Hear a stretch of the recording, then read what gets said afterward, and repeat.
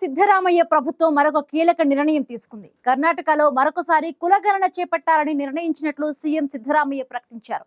గతంలో కులగణన ఆర్థిక సామాజిక సమీక్షపై రూపొందించిన నివేదికను అంగీకరించబోమని సిద్ధరామయ్య ప్రకటించారు. కర్ణాటక ప్రభుత్వం తాజాగా తీసుకున్న నిర్ణయం ఇప్పుడు రాజకీయ వర్గాలతో పాటు సాధారణ ప్రజల్లోనూ హాట్ టాపిక్ గా మారింది.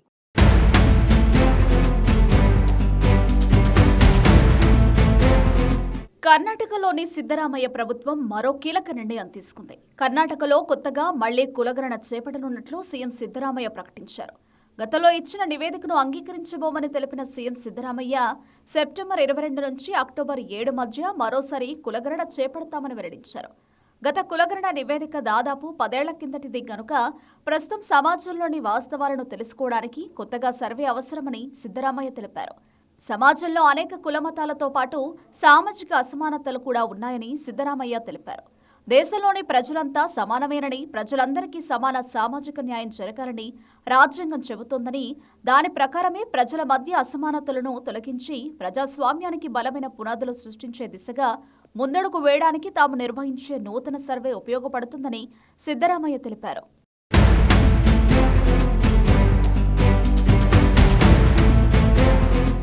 2015లో కర్ణాటక వెనుకబడిన వర్గాల కమిషన్ జస్టిస్ కాంతరాజు నేతృత్వంలో కులగణన చేపట్టగా ఈ డేటా ఆధారంగా కె జయప్రకాష్ హెగ్డే నేతృత్వంలో పూర్తిస్థాయి నివేదిక తయారు చేసి గతేడాది సిద్ధరామయ్య సర్కారుకు సమర్పించారు.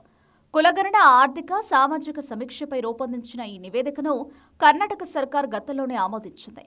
నిపుణులు రూపొందించిన ఈ నివేదికపై భిన్నాభిప్రాయాలు, పలు వర్గాల నుంచి ఆందోళనలు వ్యక్తమవడంతో కర్ణాటకలో మరోసారి కులగణన చేపట్టనున్నట్లు ప్రభుత్వం ప్రకటించింది.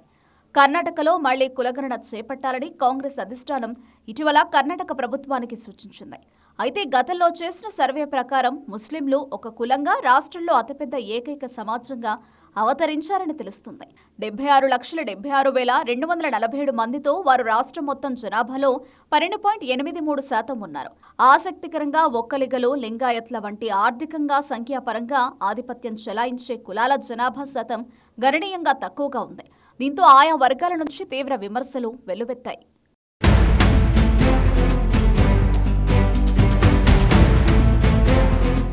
కర్ణాటక ప్రభుత్వం మరోసారి కులగణన చేపట్టాలని తీసుకున్న నిర్ణయంపై భిన్నాభిప్రాయాలు వ్యక్తమవుతున్నాయి.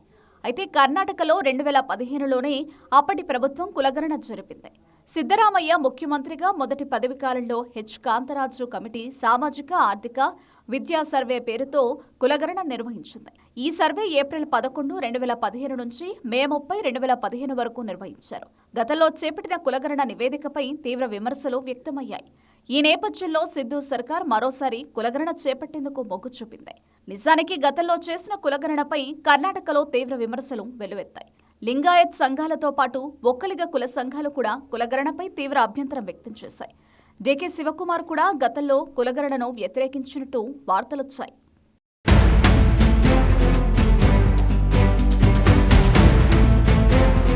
హెచ్ కాంతరాజ్ నేతృత్వంలో కర్ణాటక రాష్ట్ర బీసీ కమిషన్ సామాజిక, ఆర్థిక, విద్యా సర్వేను నిర్వహించింది. ఆ సమయంలో 1,35,00,000 ఇళ్లను సర్వే చేశారు. 51 ప్రమాణాల ఆధారంగా 5.98 కోట్ల మంది డేటాను సేకరించారు. అయితే రాజకీయపరమైన కారణాలు, ఇతర కారణాల దృష్ట్యా ఆ నివేదికను సీల్డ్ కవర్లోనే ఉంచారు. ఈ ఏడాది ఏప్రిల్లో కేబినెట్ ముందుకు ఆ నివేదిక వచ్చింది. అయితే ఆ నివేదికలోని ఓబీసీ రిజర్వేషన్లు 51% పెంచాలన్న ప్రతిపాదనపై తీవ్ర అభ్యంతరాలు వ్యక్తమయ్యాయి. అదే సమయంలో లింగాయత్, ఒక్కలిగ కులాలు ఈ నివేదికను తీవ్రంగా వ్యతిరేకించాయి. ఈ నేపథ్యంలో కర్ణాటకలోని సిద్ధు సర్కార్ మరోసారి కులగణనకు సిద్ధమైంది.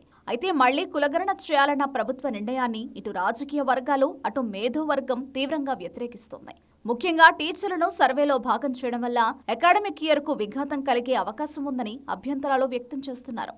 ఎవరి అభిప్రాయాలు ఎలా ఉన్నా కర్ణాటక ప్రభుత్వం మరోసారి కులగణన చేపట్టేందుకు సిద్ధమవుతోంది.